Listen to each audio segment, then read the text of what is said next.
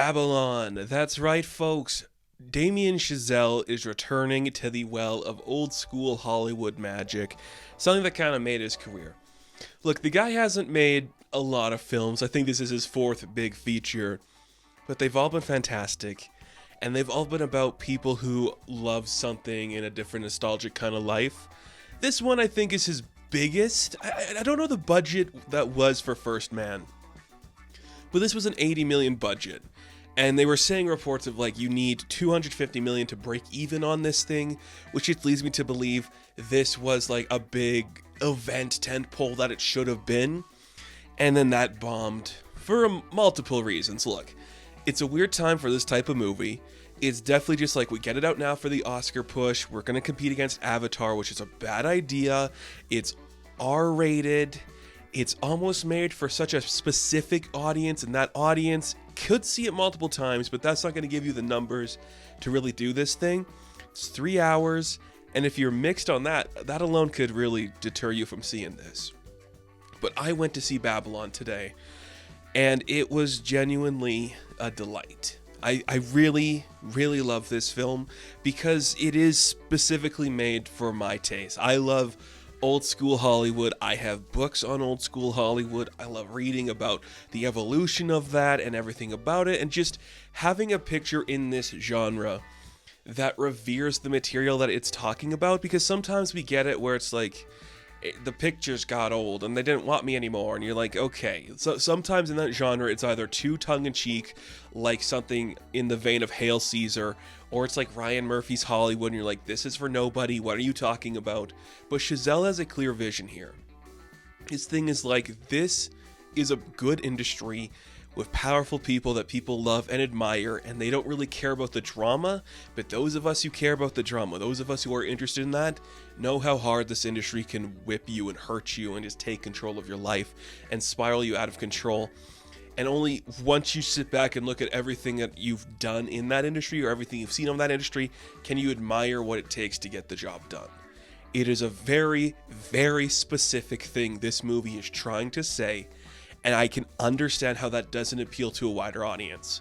But like I said, I am a film nerd. I have studied some film. I know enough about it, and I know a lot about the history, where when it's doing something specifically you see that is an homage to another film, I'm like, my goodness, Damien, you know what you're doing. Like, I say this all the time, but I think Chazelle is such an underrated filmmaker. Nobody really talks about how spectacular La La Land looked, or even Whiplash. Look, those were intense films for their own way, but when you give that creative vision a big expansive movie where we can have hundreds of extras, wide sweeping shots, beautiful landscapes to play with, you get something unreal. This movie looks so unlike anything else in theaters right now. It just has so much respect for filming in the style that is very modern, but also very vintage. Every shot, every design is so old school, but you're like, oh, this camera movement is modern. It is very modern techniques, and they play off each other so perfectly. You're watching a master at work. Every single frame of this movie is so meticulously planned out. It's breathtaking. It is gorgeous. The cinematography is astounding. The lighting is next level. I know, again, not a lot of people think about the lighting, but the way it uses shadows in particular to convey where we are in the story is so creative and well done. And the way we use talkies and just go against like sound in this movie. Sound in this movie is amazing. Now, I don't think I saw this in like the best auditorium or theater. The sound did feel a little bit grainy at times, but I think that is just more like what I was watching it on as opposed to what the intentions were. Yes, there are times where it's supposed to be different, and that can kind of be upsetting again to some people who don't understand what's going on here, but it's just so smart the way it used sound. There's some moments that I felt it was like a little bit off, but again, that seemed more like my experience in the theater I was watching it in as opposed to what the film was doing. Because when you have everything else working for you and the sound's off a little bit, it's probably the viewing that you're seeing it on. Because everything else, like I said, is perfect. Costume design, great. Production design and the sets, oof. I love when we just see old Hollywood sets and they just look so cheap and run down, but it's also like we had to rebuild that to make it look that way, probably with better things than we had back then. It's amazing Hollywood even exists if you think about it. And that's kind of what this movie explores too. It's like, look how random and chaotic all of this is. Yes, the opening sequence at the party is all about like, look how these rich California elite just behave like this weird rambunctious group, but then they move over to Hollywood and they make pictures and everyone's just like happy and flamboyant and having a good time and everyone's crazy and we're all good because we don't have to talk. We just run into a field and film stuff with a camera. We break the camera, who cares? We got the reel. We'll do some more shit. It's all okay.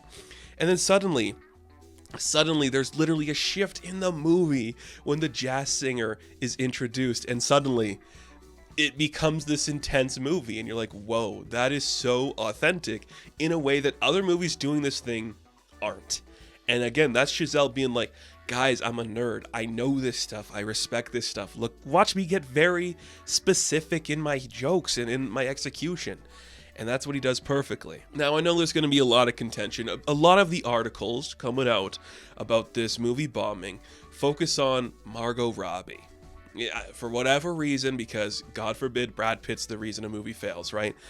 So I just want to say, like, it's not Margot's fault that this would fail. How would she know that? I don't think her company was even a producer on this, but Tobey Maguire's was, if you just want to get interested. I'm just saying, that doesn't matter. But Margot, I guess you could say, is a lead in this. It is definitely Diego Calva's story. His Manny is such a great character to introduce in this. And then you hear reports like this is one of his first like English-speaking movies, and he was scared to do it. And then you're like, okay, that refrain works for a character like this because he's coming into the world. And then you see how loud and anxious and frightening and powerful he gets. He deserves the Oscar. I'm going to say it. There's been some great performances here.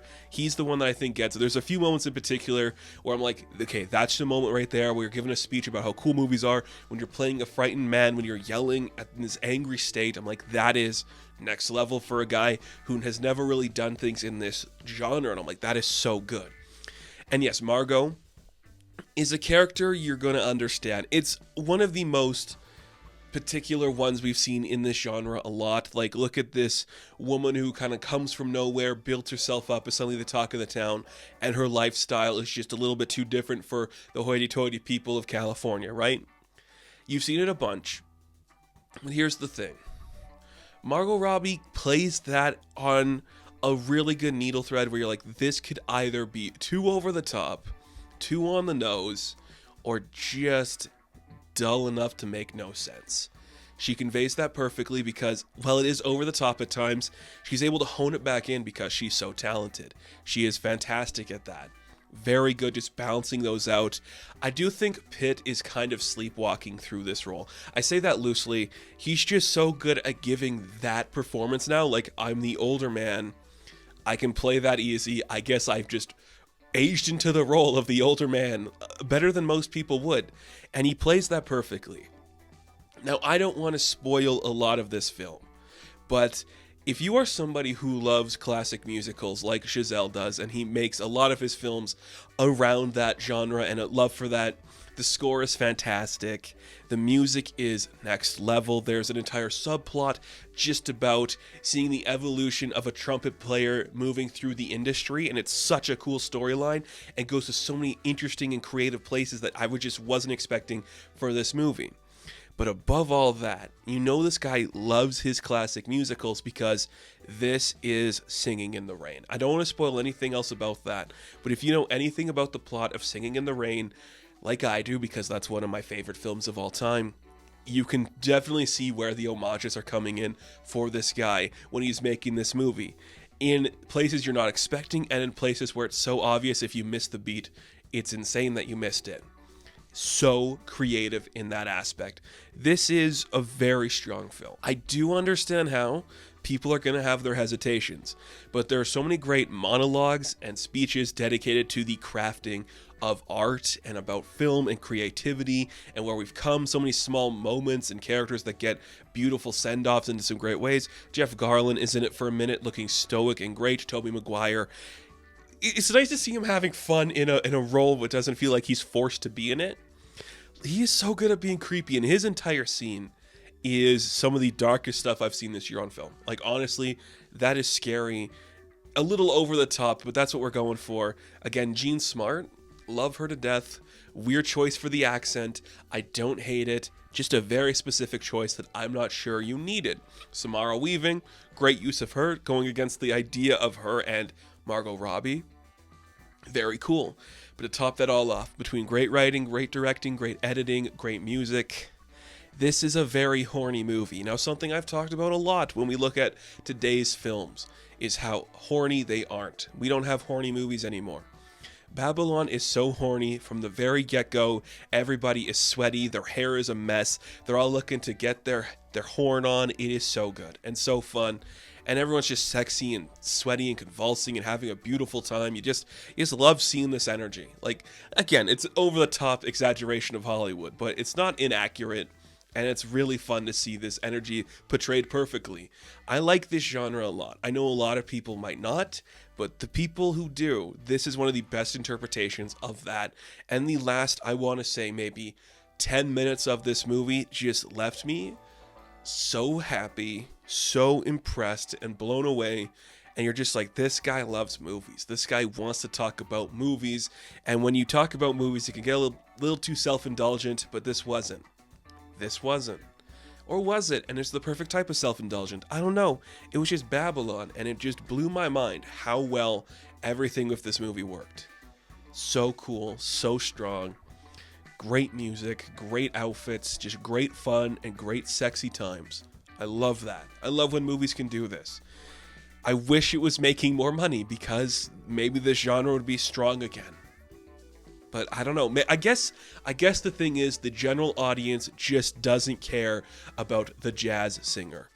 But I'm just going to tell you right now, okay? I know it's such a specific thing and not for everybody, but it really did change this industry in a huge way. In a huge way. It changed the game. We wouldn't be where we are now without the jazz singer, is all I'm going to say. So, Babylon, I am going to give a 9 out of 10. Now, thank you guys for watching this review. Be sure to like and subscribe to the channel. As always, you can check me out on Instagram, TikTok, and Hive, and I will catch you in the next one. Have fun. Stay safe. Good luck. See you at the movies.